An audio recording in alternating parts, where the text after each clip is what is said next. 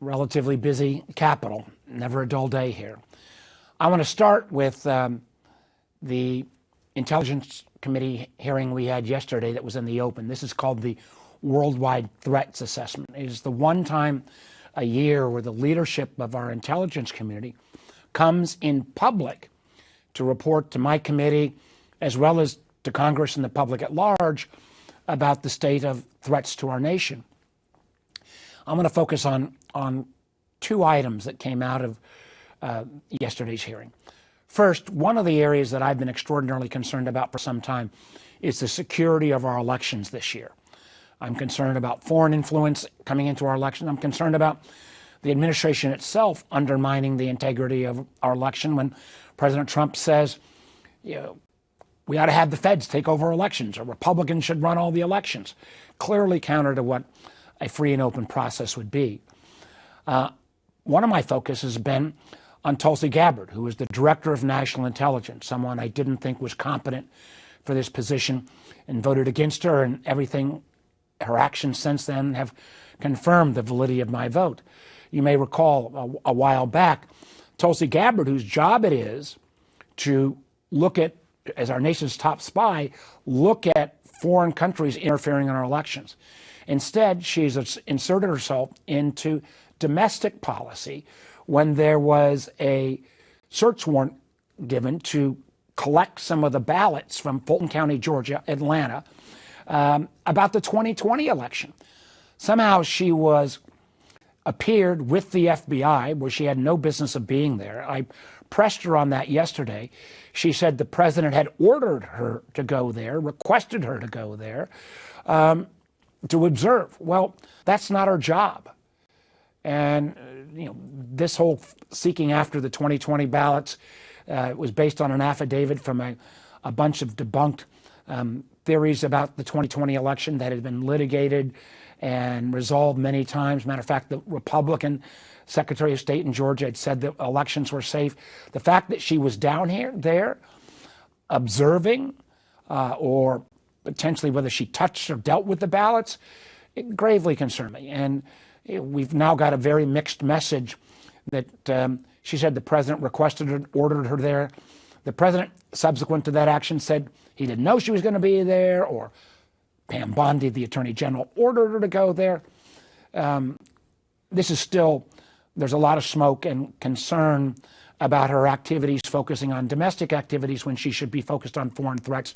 And on the question of foreign threats, she has completely missed her duty to report to the committee about any of these foreign threats. She has not made any of the statutorily required reports. And matter of fact, this was the first worldwide threat hearing since 2017 that didn't even list foreign interference as a priority. And finally, in testimony, she and others, including the CIA director, indicated, yes, our adversaries are still trying to interfere in our elections. This is a dereliction of duty. It is incompetence. And it is, again, my fear, the beginning of an effort to potentially have either a raw piece of intelligence used as a smokescreen to federalize these elections, since I believe in many ways this president will do almost anything to maintain power, since I think the American people are not supporting his policies. The second half of, and two other items out of that hearing. One was, we also raised the concerns with Director Kash Patel, who's fired most of the top counterterrorism, counterespionage, cyber folks within the FBI. We've had 25% in many field offices of FBI agents taken off of things like counterterrorism that might have been able to prevent the awful shooting we saw at ODU a week ago. They've been taking those agents off of those duties and put on immigration enforcement where their skills are not being used. And we also raised the questions about Kash Patel taking FBI resources to buy a fancy plane and fly his girlfriend around, and also for him being off, partying with athletes in Milan and elsewhere. And at the same time, the FBI budget has been cut about $500 million, I think inappropriate at the best. And then we did press Director Gabbard and others on the state of the Iran war.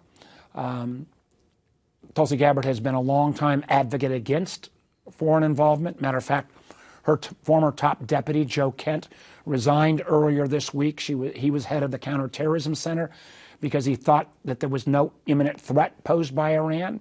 That was the same conclusion that I had drawn, that this was a war of choice. There was no imminent threat to America. Ms. Gabbard yesterday was trying to say that the President of the United States is the only person that can determine imminent nature of a threat. That's just factually wrong, legally wrong, policy wrong.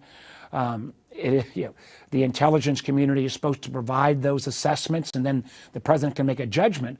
But she somehow says it's all up to the president. And clearly she was uncomfortable because she literally omitted part of her written testimony that was presented the night before that indicated, in her written testimony, she indicated that she didn't think Iran was moving towards a nuclear weapon. She conveniently did not use that paragraph in her oral testimony. I pressed her on it. She had a lame excuse saying she was just trying to save time, when obviously it was the case she did not want to say the quiet part out loud, that there was no imminent threat and that this is a war of choice. That would have put her in direct conflict with the president. So this same group of people are appearing before the House committee today, and we'll get readouts as that go on later in the day. Staying on the Iran war, where, again, we're now on day 18, 19, 20, somewhere in there, where my fear is we've met none of the 4 goals the president has laid out. Regime change, obviously not the case. We've got a worse supreme leader than before. Getting Iran's enriched uranium, no way can do that without boots on the ground. I'm not sure Americans want to send their sons and daughters to a ground war in the Middle East again. Eliminating all of Iran's missile and drone capacity. We have taken down a lot of their missiles. That is good news. But the drone capacity is still out there. And the remarkable thing again here is we are using, the Iranian drones cost $50,000 a piece. We are using missiles that cost $2.4 million a piece to shoot down their drones. We don't have enough of those missiles. Yet the one country that could actually help us in this, the Ukrainians, because the Ukrainians have figured out a way at a cost of less than $5,000 a drone to shoot down the Iranian drones. They offered that technology and tools to America in December, and this White House turned them down. So we have not met the goal, and unfortunately, we're not using the best tools possible. And then finally, the question of are we going to destroy all the Iranian Navy? I think we destroyed a lot of the surface ships of the Iranian Navy, but they still got hundreds of these speedboats that can close the Strait of Hormuz, where 20% of the world's oil goes through. And the proof in terms of how effective we've been on that is, unfortunately, the Strait of Hormuz is closed right now. And gas prices in Virginia have gone up 90 cents a gallon since 2.5 weeks ago when the war started. And making this matter kind of closer to home as well is what's happening on the USS Ford and many of the other ships that are in the region that are home ported in Virginia. The USS Ford, which is now about to be on one of the longest deployments in modern naval history. We had a major fire on the Ford. It took a couple days to extinguish. Thank God nobody was killed. But we've now got sailors without beds because the beds burnt up. We've got reports of the toilets not working. When you have a ship out deployed this long, things are going to break. That's why the deployments are usually a shorter period of time. And I think about the sailors who are doing their duty. But when the president says he's going to know when to declare victory, when he feels it in his bones, if you're a sailor on the Ford and you hear your commander-in-chief saying it's going to be arbitrarily up to him when he declares there is an imminent threat or when he feels it in his bones that we've done enough, what kind of confidence does that give you, who have been, again, on the longest deployment in modern naval history? And then finally, the floor of the Senate is occupied by the Republicans at this point on the so-called Save America Act, which is frankly the biggest effort to disenfranchise voters in many decades. Let's go through quickly on this. I strongly support voter ID in for elections. We've got voter ID laws in Virginia. You've got to present a picture ID. So what is the problem? This SAVE Act would literally say that every individual, particularly women who've changed their names when they got married, would have to go back and find their birth certificate or marriage license and go back and re-register to vote. Or get a passport. About 40% of Virginians don't have passports, and that would cost about $150 a piece to vote, and we'd have to turn over all of our voter rolls to DHS, and I would not trust DHS at this point to not manipulate those voter rolls and knock people off the ballot arbitrarily, knock them off the voting list arbitrarily. This bill is not going to pass. There's not anywhere near the 60-vote majority needed. So instead of talking about lowering costs, lowering the price of gasoline, lowering the price of groceries that have been affected by the Trump tariffs, lowering the price of manufactured goods, again, affected by Trump tariffs, we are wasting time on a bill that's not going to pass and that, frankly, would disenfranchise literally millions of Virginians and tens of millions of Americans. So we'll see when this kind of political theater comes to an end. Gone a little long, but why don't I turn it over to Catherine and I'll start taking your questions. The first question is from Mitchell with WTOP. Hi, Senator. Good morning. As always, thanks for joining us. You anticipated my question related to identifying an imminent threat, so I wanted to move on to this report and kind of a confirmation from the Defense Secretary Hegseth today that they may seek an additional $200 billion related to the war. That compares to what was talked about just a few weeks ago of $50 billion. I wanted to get your reaction to that and what you think Democrats might do in connection with that, and also the fact that the war is now apparently expanding to energy infrastructure in Iran and elsewhere in the Middle East. Well, first of all, remember the Defense Department got a huge plus up, hundreds of billions of dollars, last summer in the bill that provided tax cuts for the wealthy and cut off health care for millions. In that bill, there was also a huge plus up for the DOD. I want my war fighters who don't have a choice in this, if they're ordered into combat by the president on this war of choice, we got to make sure that they are adequately equipped. But if the president's going to start a war of choice, he should have come to Congress and come to the American people and made the case. He did not. So I'm very reluctant to provide additional funding for this war of choice until the president lays out what we're trying to accomplish and when we're going to be done with it. What will meet his goal of having an accomplished mission. And instead, we're seeing, as you point out, Mitchell, that this is getting worse because when you destroy energy infrastructure, whether it's the gas fields in Qatar or the gas fields in Iran, when you blow up the energy infrastructure in the region, 20% of the oil goes through there, but not just oil, fertilizer. Basis for fertilizer comes out of that region. I talked to a farmer in Amelia County and a few days ago. He's already had fertilizer costs go up 40%. When you destroy that infrastructure, you can't turn it back on overnight. So I think Americans are going to be soon seeing $4 a gallon gasoline. And even once this war stops, we're going to see it for a long time to come. Because when you destroy the energy infrastructure, it'll take months, if not years, to rebuild.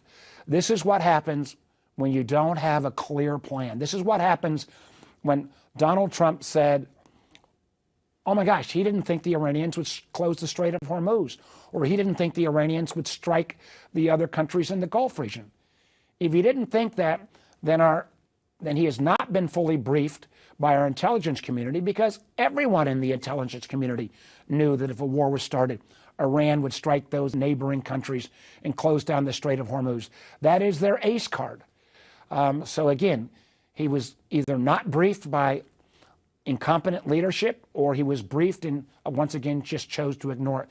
But this is going to be a problem, even if there is a declaration of victory that is going to haunt American consumers for months and months to come with record high gas prices. Again, all based upon a war of choice because there was no imminent threat to America. Our next question is from Tyler with 8 News. Hi, Senator. Thanks for taking a couple minutes to do this. I want to ask you a little off-topic question, but earlier this week, the Postmaster General said that the post office would run out of money in a year, and they're asking Congress to approve the post office's ability to borrow more. I wonder if that's something you support, and then I know they're also talking about raising postage prices. I know that's not under the purview of Congress, but is that something you would support as well? We have huge problems at the post office, and some of it may be the post office's fault, but a lot of it's just the fact that the nature of how we send information has changed. You know, how much first-class mail do any of us send anymore? It's much easier to send things online, or we've got competitors like FedEx and UPS who can deliver quicker. The irony being that oftentimes for that last mile in really remote places, it's not the FedEx truck that shows up, it's the post office that has to carry that last mile.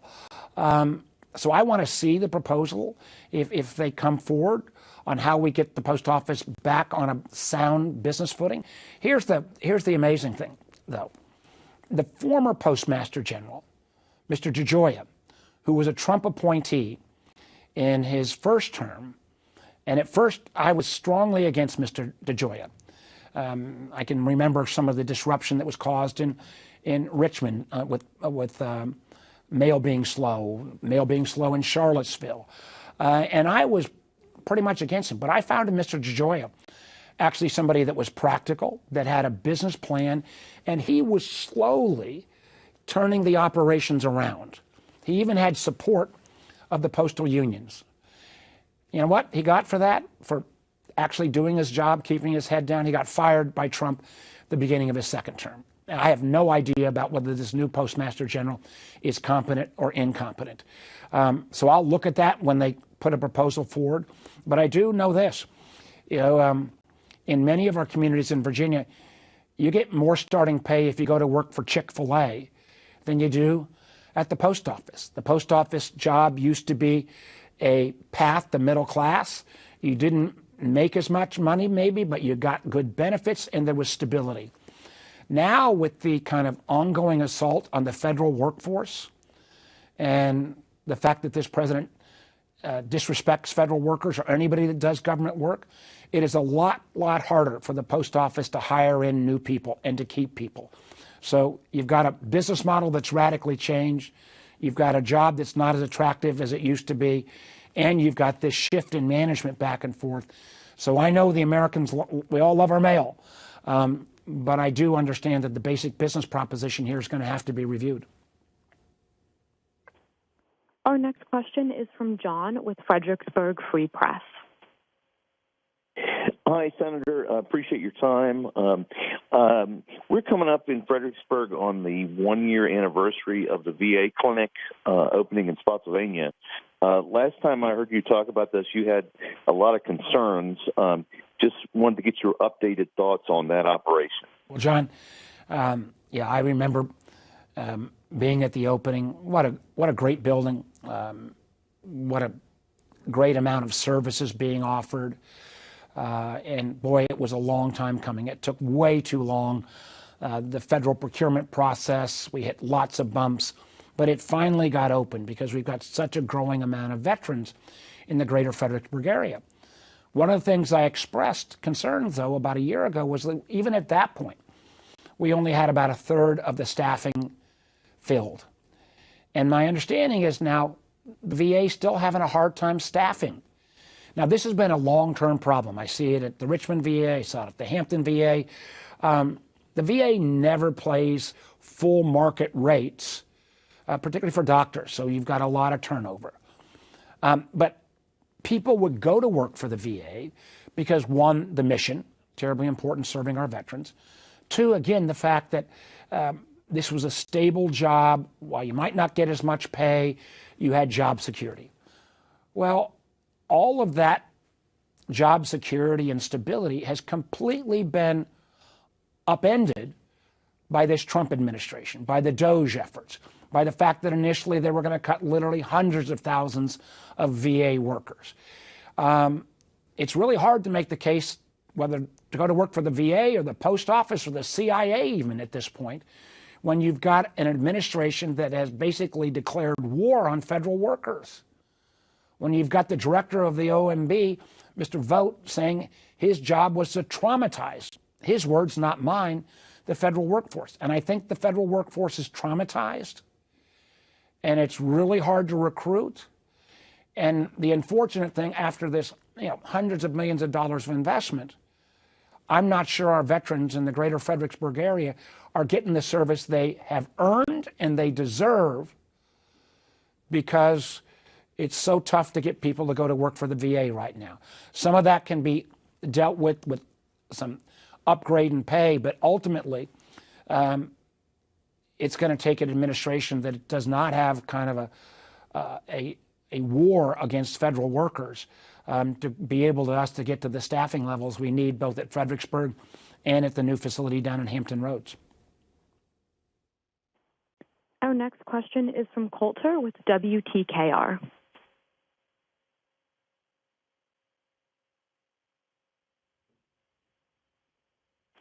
Coulter, are you there? Okay, our next question is from Michaela with WDBJ7. Yes. Hi, Senator Warner.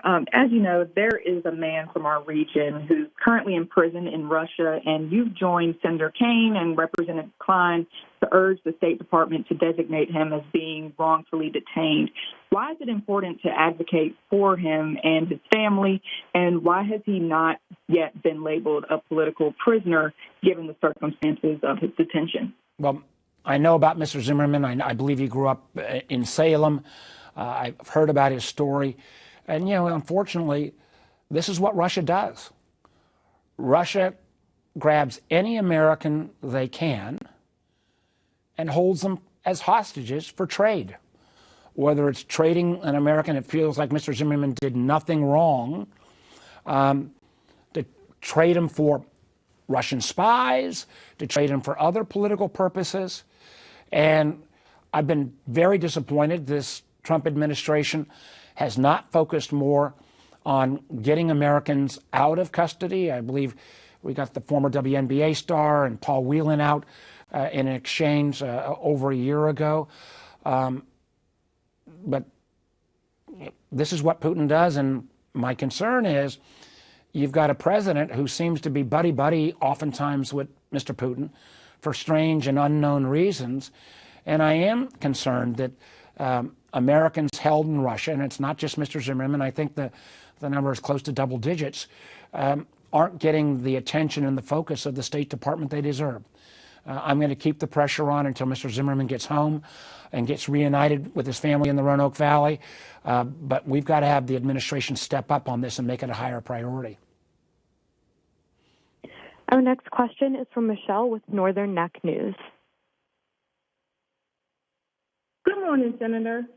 In response to comments from Joe Kent's resignation, Speaker Mike Johnson said the Gang of Eight all had briefings. You all understood there was clearly an imminent threat, that Iran was building weapons at a rate that was outpacing the U.S. and its allies in the region, and you all knew that they were planning to fire on Americans. He said Kent wasn't in that loop.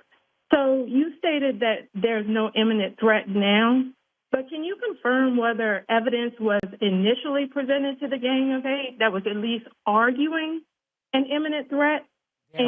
Yeah, what was that the understanding at that time?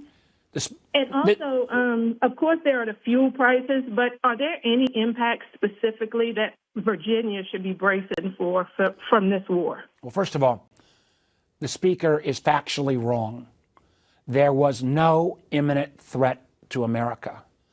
The intelligence was consistent that Iran, which has been a bad actor for 47 years, I shed no tears over the loss of its leadership, but there was no imminent threat.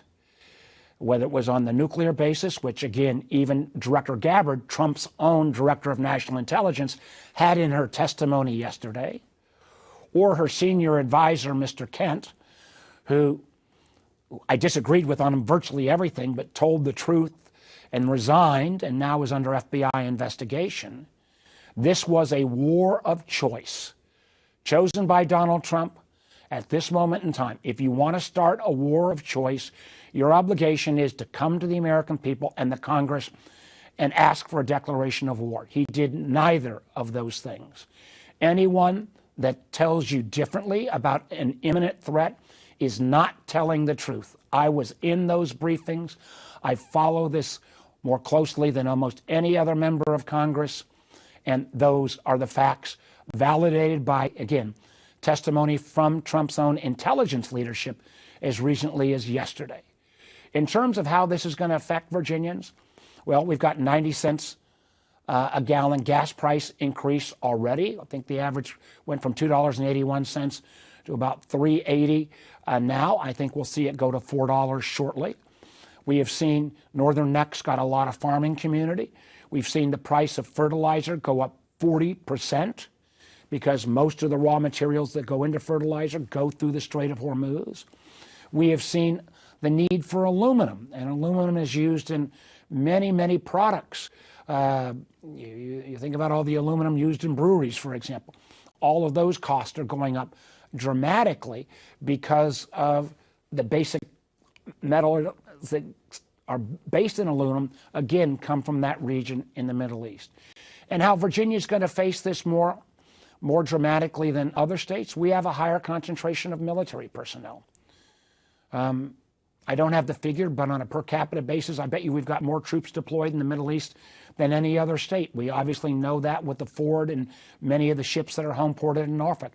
They are in harm's way. Thank God we've only seen 13 service members, but we've had over 200 wounded, many of them gravely, that are now at a hospital in Germany. So whether you're a member of the military, whether you're a driver that see your gas prices go up, whether you're a farmer, whether you see your fertilizer prices go up, these are all the immediate effects of a war of choice. And again, I'll just say respectfully, anyone that says this was not a war of choice hasn't seen or read the intelligence, because again, just take the testimony from Trump's own intelligence community yesterday when Tulsi Gabbard tried to say, well, even though we might not thought it was imminent, if the president feels it in his bones, that he gets to decide that individually and arbitrarily. That is not the way that our Constitution set up the process for going to war. You have to get the assent of Congress. You have to convince the American people. He did nothing. Under her reading, there would be no restraints on Donald Trump deciding any country is an imminent threat to America and then launching another war. That is unsafe, it is irresponsible, and it's not what the American people want. Okay, back here in the Live Impact News studio as Senator Warner continues his press conference, but we got to watch a large portion of that from yesterday afternoon. Obviously, the topic continues to be the war in Iran. That the focus of that press conference and many that we've seen.